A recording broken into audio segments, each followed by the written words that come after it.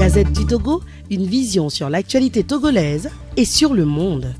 Odiatu, vous y êtes et nous y sommes. Et madame, monsieur, ce matin, nous vous donnons la parole par rapport à la sortie médiatique du président du Conseil supérieur de la magistrature et qui est également président de la Cour suprême, monsieur Abdoulaye Yaya, la semaine dernière, et qui dénonce le mauvais rôle que jouent certains magistrats véreux à la justice togolaise. Et depuis plusieurs années maintenant, les litiges fonciers au Togo sont devenus monnaie courante à la justice togolaise.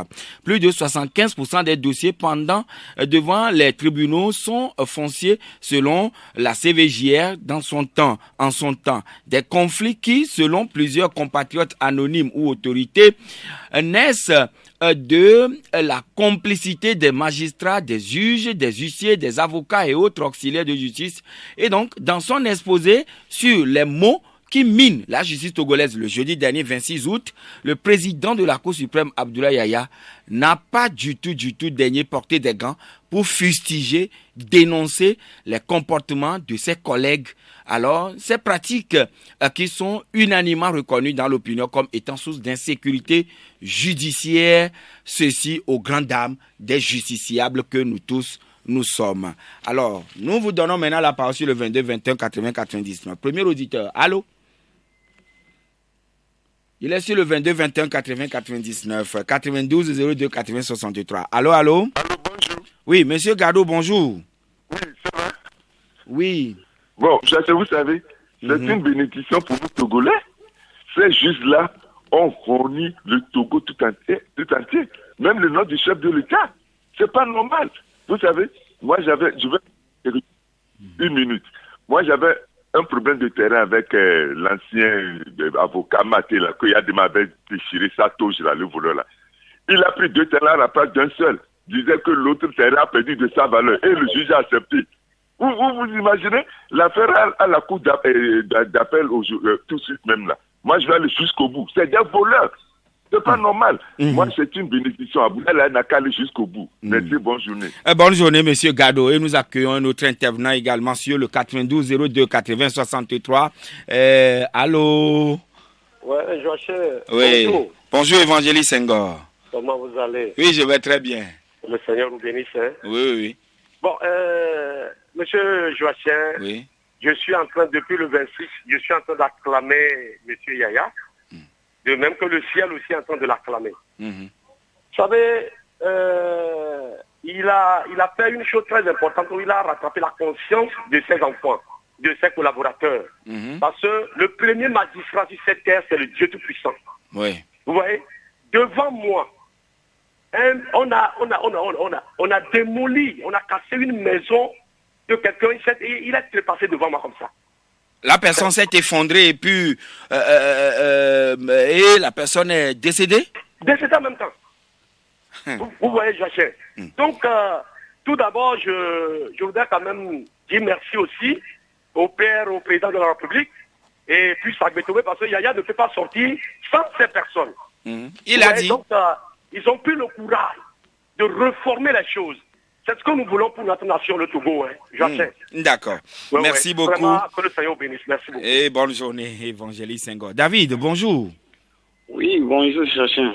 Oui, voilà donc la peinture, le tableau noir que le président de la Cour suprême a dévoilé. Finalement, quelle appréciation en faites-vous?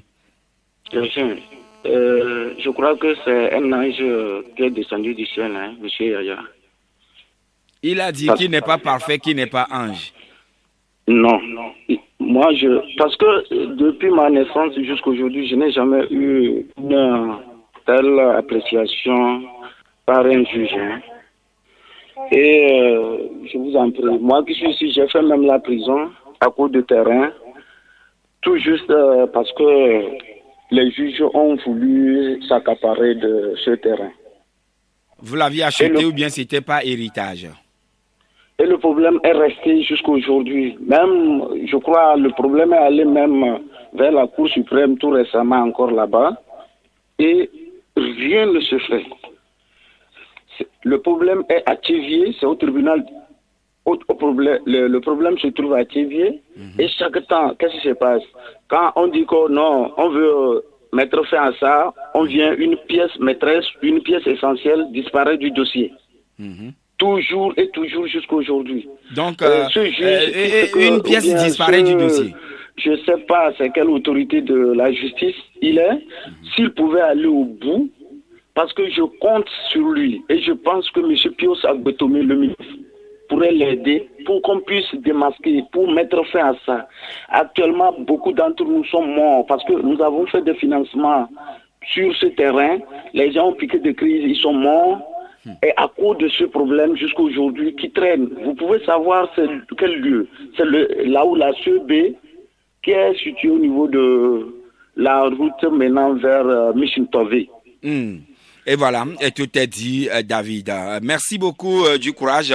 Vous avez dit qu'il faudrait que le président de la Cour suprême aille jusqu'au bout, tout en ayant le soutien donc de ses supérieurs tutélaires. Philippe. Bonjour. Oui, bonjour. Comment vous allez? Bien, et vous? Bon, c'est bon. Le président de la Cour suprême, il a fait une bonne sortie. Mais il a pris le problème par le tronc. Il a pris le problème par le tronc parce que la racine est là. La racine, c'est le chef canton et les préfets. Ah. La racine, c'est le chef canton et les préfets. Je vous dis, c'est parce que vos moyens sont limités. Allez-y à Dapon, au tribunal de Dapon, voir combien de dossiers concernant les chefs cantons. Donc, même à Dapon aussi, il y a des litiges fonciers là-bas? Trop grave même. Je vous donne des exemples. Je donne des exemples comme ça. A, B, C. A a traduit B en justice. C était témoin de B. A a gagné. Et C revient dire que le terrain c'est pour lui. Un témoin qui devient maintenant propriétaire. Propriétaire. Et c'est en complicité avec les autorités de Dapon. Judiciaire. Je profite de l'occasion. Non, pas judiciaire. Les autorités administratives de Dapon. Je profite de l'occasion pour dire un grand merci au président du tribunal de Dapon, qui tient beaucoup. Il y a des exceptions. Le président de la Cour suprême l'a reconnu qu'il y a certains juges qui tiennent toujours bon. Il tient, ce président, il tient beaucoup. Il tient. On n'a jamais vu un témoin qui revient maintenant dire qu'il est propriétaire terrien. C'est un témoin de B. Merci beaucoup Philippe pour votre témoignage. Et nous accueillons Célestin. Bonjour Célestin. Bonjour monsieur. Voilà la sortie donc du président de la Cour suprême. Qu'en pensez-vous? Non, juste pour intervenir à propos du problème du terrain là. Vraiment, ce problème-là, il faut qu'il revoie ça. Ça ne va pas vraiment. Parce que à Discopé, comme tout à l'heure, le monsieur vient de parler de Kélié là. Le juge de Kélié là, il fait pas bien le problème du terrain là. Vraiment, il crée beaucoup de problèmes. Parce qu'il y a les juges qui se disent retraités, qui suivent, ils épaulent les gens concernant le problème du terrain. Ils sont derrière parce qu'il y a c'est un réseau. Parce que j'ai le même problème qui va Discopé là-bas, à Niavé. Il y a des juges en compétition avec il y a la famille d'Ossirès, c'est un certain à côté là. Oui, on ne va pas citer le nom ici. Donc ils sont derrière les gens, ils épaulent les gens, ils viennent, ils occupent des terrains, soit disant qu'ils sont propriétaires alors qu'ils ne sont pas propriétaires. Ils sont là, ils menacent les gens. Est-ce que les gros bras viennent là-bas chez vous aussi? Pour que le président revoie ça vraiment, il n'a qu'à revoir ça, sinon ça ne va pas. D'accord, merci. Moi, je vais éliminer quelqu'un. Non, s'il vous plaît, merci beaucoup Célestin et très bonne journée. Décidément, quand vous intervenez, s'il vous plaît, prenez le temps de nous écouter pour que ce soit des échanges. Et c'est ça l'interactivité de la chose. Alors, monsieur Armand, bonjour Armand. Bonjour Joachim. Oui, comment allez-vous? Je me porte très bien. Oui, le président de la Cour suprême n'est pas du tout tendre avec ses collègues. Oui, le constat, il faut dire que c'était un secret de polichinelle. Tout le monde savait qu'il y avait des juges véreux, des huissiers qui magouillaient, plus encore dans les dossiers fonciers, comme vous l'avez dit dans votre introduction. Et l'autorité est consciente, sinon le juge, le président Abdoulaye Yahya n'allait pas sortir pour fustiger tout ce... Mais aujourd'hui, ce qui est, c'est que le constat est fait. Mais est-ce qu'il n'y a pas de mécanisme pour démasquer ces juges et auxiliaires véreux? C'est la question. Il ne faut pas rester seulement dans les constats. Il faut aller au-delà des constats. Mais dans la magistrature, évidemment, il y aura quand même des mesures pour sanctionner les gens. C'est vraiment important. Donc, il doit aller au-delà de la simple dénonciation. Évidemment, qu'est-ce que les gens, tout le monde sait ce qui se passe. Mais il faut maintenant apurer, assainir cette corporation. Voilà. Merci beaucoup, cher ami, et très bonne journée, toujours sur Victoire FM. Alors, le président de la Cour suprême, il a dit beaucoup de choses, mais nous allons vous faire écouter simplement quelques aspects de ses réactions. L'indélicatesse de certains magistrats et de leurs acolytes profitant de cette sphère institution judiciaire inaccessible aux non-connaissants et aux non-sachants, certains magistrats profitent de cette situation pour en tirer profit. Il nous a été donné de constater que certaines juridictions qui croupissent sous le poids de dossiers à cause tout simplement d'une mauvaise gestion, d'une mauvaise organisation du travail. Les parties n'arrivent plus à suivre l'évolution de leurs dossiers car ces parties ne connaissent même plus les dates d'appel, de renvoi ou de délibération de leur cause.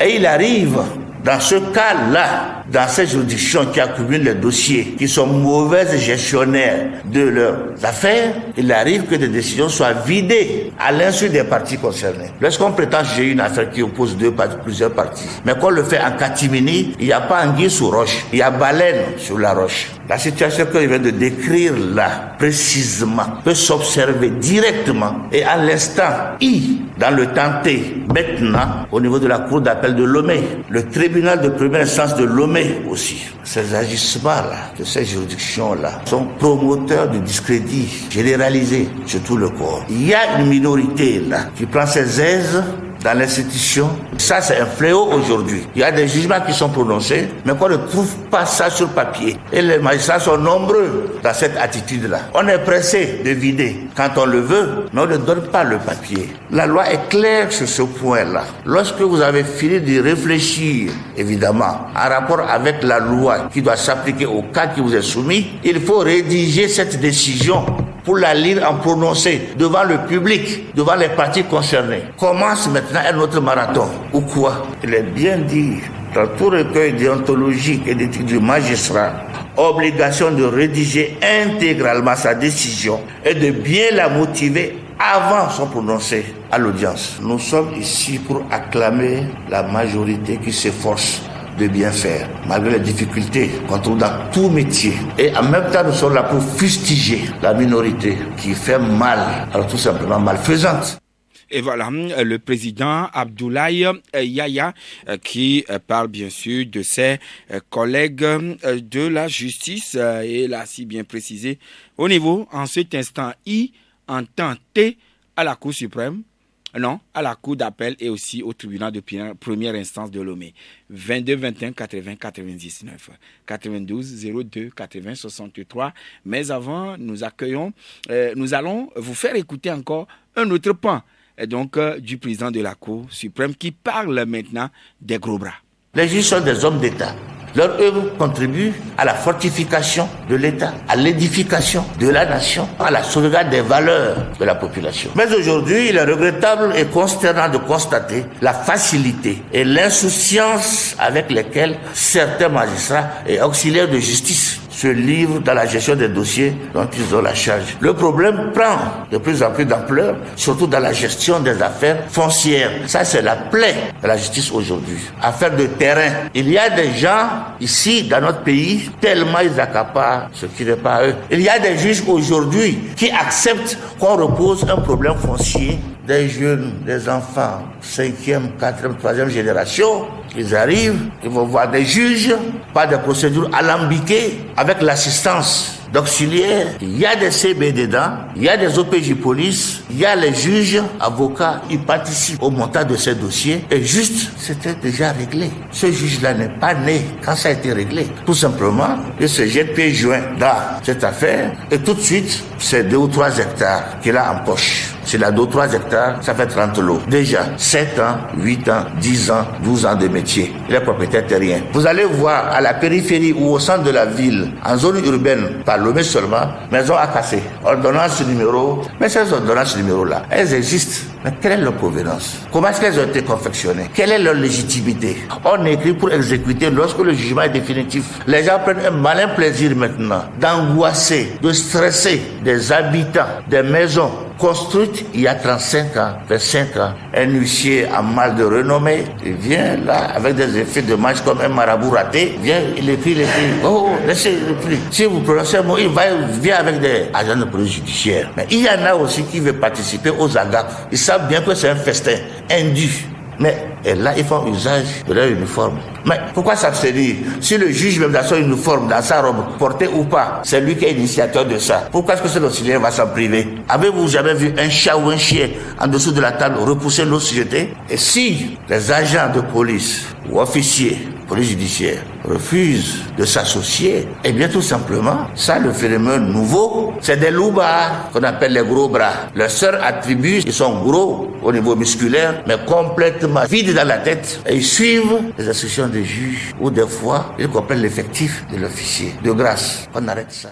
Oui, de grâce qu'on arrête ça, disait à l'instant le président de la Cour suprême du Togo, et nous marquons la pause. Madame, monsieur, ne quittez pas. On revient dans quelques minutes, s'il vous plaît. Audi Actu, c'est du lundi au vendredi de 7h à 8h20 sur Victoire FM. Quelle appréciation faites-vous de la sortie médiatique du président de la Cour suprême la semaine dernière et qui dénonce le mauvais rôle que jouent certains magistrats véreux à la justice togolaise? Faut-il continuer toujours par les dénoncer et auprès de qui? Doit-on commencer par les sanctionner et qui doit véritablement taper sur le doigt donc des magistrats véreux?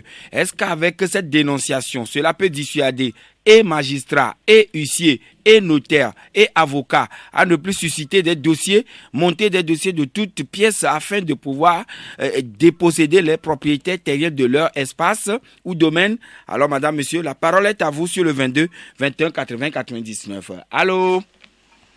Oui, allô? Oui, bonjour, monsieur. Bonjour, Joachim. Oui, Didier. Oui. Ah, nous vous écoutons, Didier. Oui, moi, j'ai ri de vous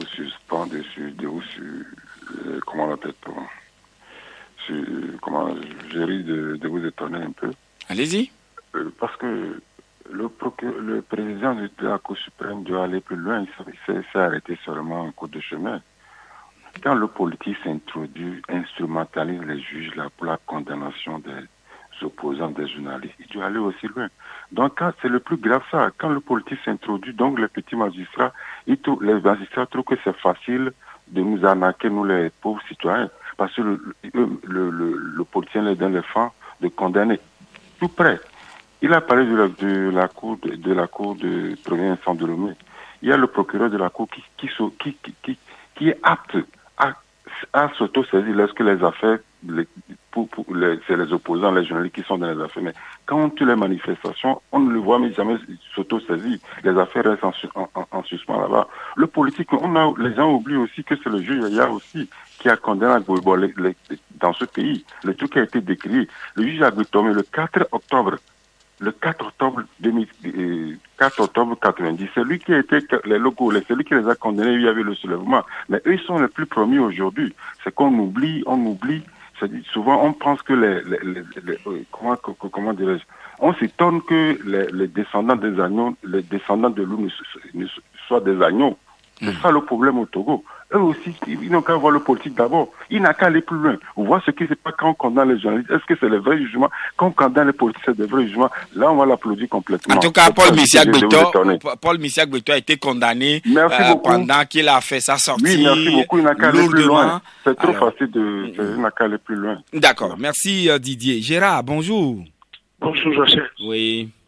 Bon, pour moi, c'est simplement pour dire que c'est bien ce que le président fait, mais est-ce que nous cherchons bien à comprendre ce que ces gens-là disent? Parce que c'est comme ça la dernière fois, le chef de l'État aussi a dénoncé les gens. Et je ne sais pas comment on a compris. Mais est-ce que nous avons vraiment compris ce que disent ces gens-là?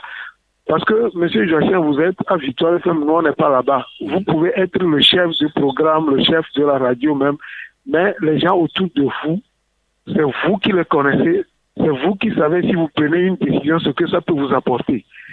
Donc quand vous criez aux abois, peut-être vous cherchez un secours.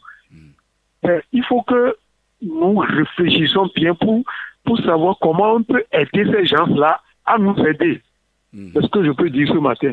Donc, nous devons les aider à nous aider. Merci et très bonne journée, Gérard. Et nous accueillons M. Kossi. Bonjour. Bonjour, monsieur. Oui, nous vous écoutons. Il me semble savoir que depuis très longtemps déjà, faire comparaison pour de la merde dans ce pays. Et voilà qu'aujourd'hui, on est en train de les dénoncer. On va continuer toujours par les dénoncer et les sanctionner. Et que l'appareil judiciaire ou bien la justice est le dernier rempart pour tout citoyen lambda. Oui. Donc, moi, je crois qu'on doit continuer toujours par les dénoncer. Tout le monde peut les dénoncer. Alors là, finalement, faut-il créer un numéro vert sur lequel on doit dénoncer des juges qui suscitent ou ressuscitent des dossiers anciens? Évidemment. On doit créer un numéro vert partout et tout le monde peut appeler ce numéro vert pour les dénoncer. Merci beaucoup, cher ami Kossi. Monsieur Barnabas. Oui, bonjour Joachim. Bonjour. Comment vous allez? Oui, je vais bien, et vous? Ce n'est pas seulement au niveau des terrains que le problème se pose. Moi, j'ai assisté à 2 scènes. La première, c'était moi-même. On a défoncé notre magasin et on a pris notre cacao. Bien sûr, nous n'avons pas pris le voleur flagrant délit, mais pas de petites enquêtes. On les a pris. Mais nous sommes allés chez le juge, le juge alors, et les voleurs tentaient à justifier la provenance de leur cacao et tout de même dire que ce n'est pas non-stop. Et ils ont amené un monsieur qui vient dire devant le juge que lui, il a fait de la contrebande et le juge cautionne ça. Est-ce que tu peux croire à ça? Il dit, mais que les gens disent qu'ils ont fait la contrebande, quel est mon problème?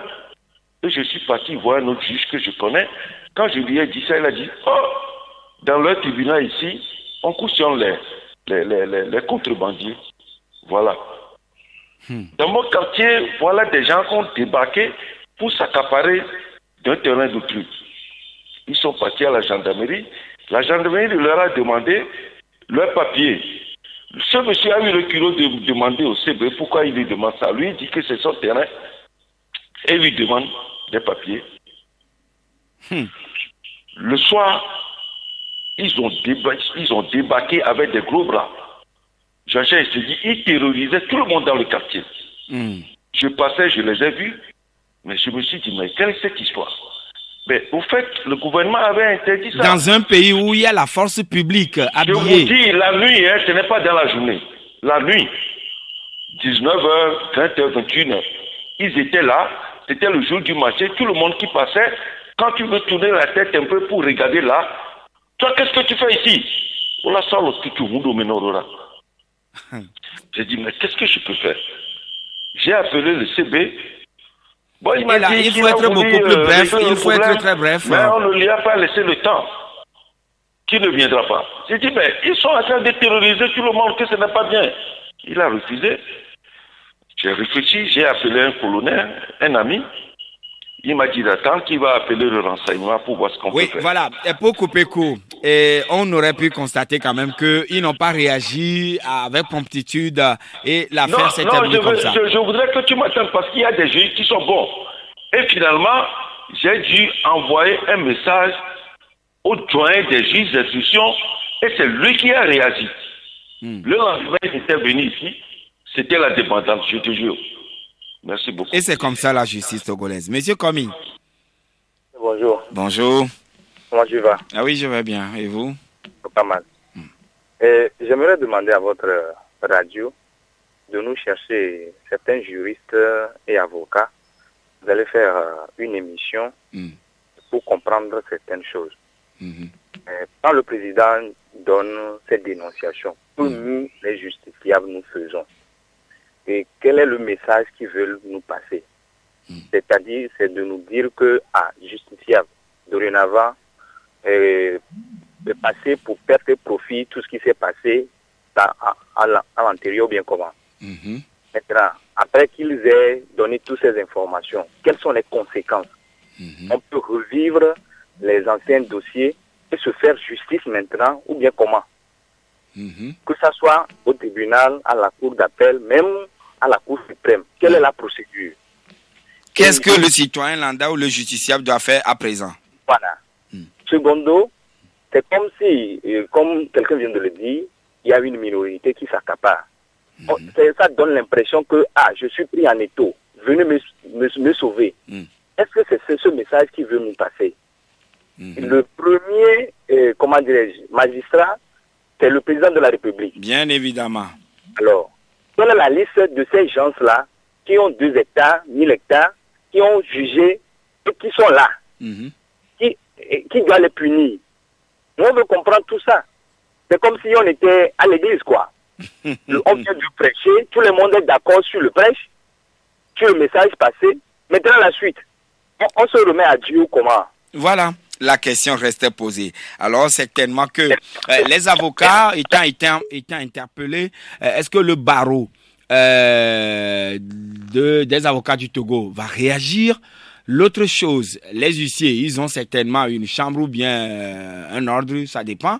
Alors, est-ce qu'ils réagiront? Les notaires, les huissiers, etc., etc., vous avez tous été épinglés. Même la cour d'appel, le tribunal de première instance. Qu'est-ce qui va constituer la suite?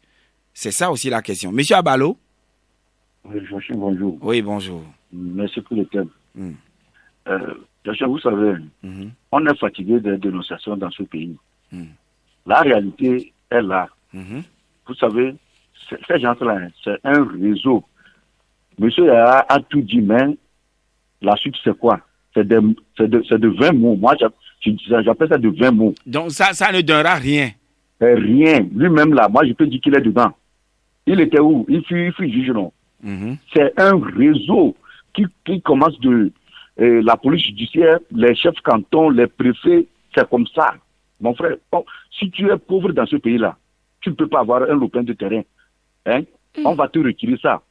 Actuellement, c'est la loi du plus fort. Si tu n'es pas fort au Togo, tu n'as pas les moyens, l'argent, on va venir te déloger chez toi même, là où tu fais même 40 ans, 50 ans, on va venir te loger. Et c'est ce qu'il a dit la dernière fois. Oui, on vient de te déloger. C'est comme ça, là, Joachim. Cette affaire-là, moi, je dis, nous, les pauvres, on est laissés pour compte. On est foutus dans ce pays. Bientôt, vous verrez, ça va encore s'empirer même plus que ce qui se passe. Mais, malgré cette dénonciation? Rien là, Joachim, je te dis, le problème de terrain au Togo, là, c'est une bombe à retardement. Même après là, c'est les coups qui vont sortir. Oui, mais si jamais aujourd'hui, le chef de l'État laisse faire, disons, les magistrats laissent faire, les colonels, les officiers de police judiciaire laissent faire, est-ce que ça ne risque pas de devenir des choses inimaginables avec le temps? Joachim, c'est ce que je dis. Actuellement, moi, j'ai perdu ma maman dans l'affaire de terrain depuis 2006. Elle est morte comme ça. Je n'ai pas encore trouvé la queue ni la tête de ce problème. Celui qui lui a roulé là, lui-même est mort. Et actuellement, je suis resté seul avec les enfants et le problème. Puisque ma maman est morte, lui, le aussi est mort. Et la situation perdure. Et la situation perdure. Merci beaucoup, Abalo. Mais certainement que les autorités vont prendre la situation très au sérieux parce que c'est une bombe à retardement. Quand la population n'en pourra plus, qu'adviendrait-il? Il faut se poser cette question. Bozambo. Allô, bonjour. Oui, bonjour. Comment allez-vous? Je me porte très bien. Voilà, nous parlons bien sûr donc de la sortie médiatique du président de la Cour suprême. Ça, c'est pas outrage de la justice. Si toi, Joachim, tu as dénoncé comme ça, les juges vont porter plainte contre vous. A dit outrage de la justice. Et leur patron a dit quelque chose. Et nous prions le chef de l'État. S'il est le chef de l'État, il n'y a qu'à agir. Parce que le président a dit qu'il y avait quelques noms qui sont listes. Il faut que le président de la République, qu'il serve le peuple togolais, les qui souffrent. Peut-être c'est lui qui a dit, qui aurait dit, je dis bien peut-être, qui aurait dit au magistrat, disons au juge Abdoulaye Yaya, de pouvoir dénoncer la situation, on ne sait jamais. Et dénoncer, c'était. Et les Togolais continuent à souffrir dans ce pays. Non, on ne conduit pas un peuple comme ça. Au cours de campagne, quand on voit les chefs de l'État, c'est le moment opportun du chef de l'État de se réagir. Il ne voit pas M. Talon au Bénin. Monsieur chef de l'État. Le président Talon, lui, ne badine pas. Et aussitôt vous faites, aussitôt on vous arrête, on vous démet de votre fonction rapidement même. Oui, c'est un chef de l'État. Un chef de l'État légitime, c'est comme ça. Monsieur le chef de l'État savent que s'il fait ça, si l'élection vient, les peuples vont voter pour vous. Personne ne peut pas dire que c'est nous qui avons fait que vous aviez élu. Et donc, nous sommes la situation en main. Et on donne les temps aux soldats. Il vient, il tabasse les gens, il tue les gens. Rien n'est dit. Si l'opposant qui a fait quelque chose, on en avait à Afrique. Et nous, les pauvres, il faut que le chef de l'État dise quelque chose dans une semaine. S'il ne dit quelque chose, donc il n'est plus le chef de l'État. C'est d'autres personnes qui gouvernent ce pays. Merci et bonne émission à tous les gens. Bonne journée, Monsieur Bozambo. Voilà. C'est sur son intervention que nous allons devoir boucler cette émission, Madame, Monsieur. Le président de la Cour suprême, vous avez pu dénoncer tout ce qui constitue les travers au niveau de la justice. L'opinion attend maintenant des actes concrets de votre part. Monsieur le Président de la République, à tout bout de champ, les gens ne font que crier « Monsieur le Président de la République, au secours ». On s'en souvient le cas de l'affaire de Davier, affaire de Gbama-Kopé, qui n'est toujours pas terminée, Davier qui n'est toujours pas terminé, Tokla-Kopé ou Dogla-Kopé qui n'est pas terminé. Un peu partout, des trucs au rouge. Arrêt des travaux, cessation des travaux, arrêt des travaux, terrain litigieux. Un peu partout. Qui va arrêter l'hémorragie? Alors, Monsieur le Président de la République, Monsieur le Président de la Cour suprême, qui est encore le Président de la Cour, du Conseil supérieur de la magistrature, nous sommes suspendus à vous. Il faut maintenant des mesures fortes. Sanctionner s'il le faut. Il faut même démettre si le besoin se fait sentir. Et ainsi tout le monde sera au pas. Et les populations ne seront plus totalement tétanisées. Soit pas des gros bras, pas des officiers de police judiciaire, pas des huissiers, vous avez dit, véreux, ni pas des juges malveillants, véreux, cupides et qui veulent être des propriétaires terriens. Alors, madame, monsieur, c'est fini pour aujourd'hui. Merci Asco pour la réalisation et la mise en onde. Bonne journée à toutes et à tous et que Dieu veille sur le Togo. La Gazette du Togo, une vision sur l'actualité togolaise et sur le monde. Rejoignez-nous sur le www.lagazettedutogo.com ou sur nos comptes Facebook, Twitter et YouTube. Pour tout contact, écrivez à contact@lagazettedutogo.com ou appelez le 92 80 88 53. La Gazette du Togo, c'est l'information en continu.